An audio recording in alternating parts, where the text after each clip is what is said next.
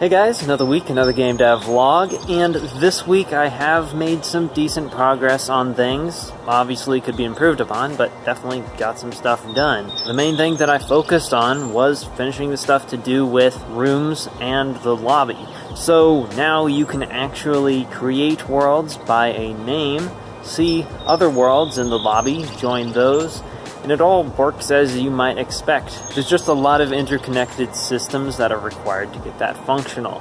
So one thing that really helps with sending data about the world, such as a name, is being able to send objects between the server and client. That allows us to send more than just values separately. We can actually store key value pairs, which is very useful for having like a name key and the value being the name of the world, and we can do other data like that. For example, how many plays or how many likes or favorites. That would all be data in that object.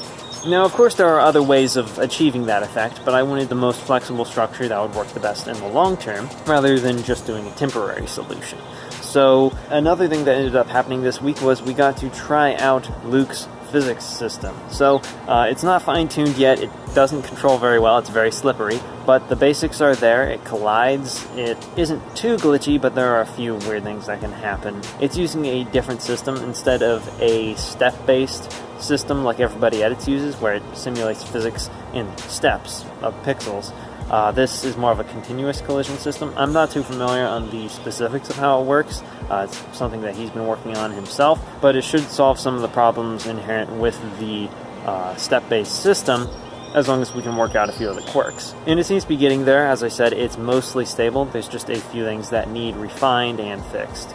But yeah, I mean, it's playable. We at least now have that, and of course the room joining, so it's starting to feel more like the game is supposed to. We don't have any more blocks or anything just yet, because Alex has been struggling to gain a momentum with working on stuff, but I think he'll figure it out and he'll get back into things. Yeah, I mean, we're definitely inching our way forward. It's all going a little slower than we'd all like, but we're getting there. We're making progress, and this game is becoming a game.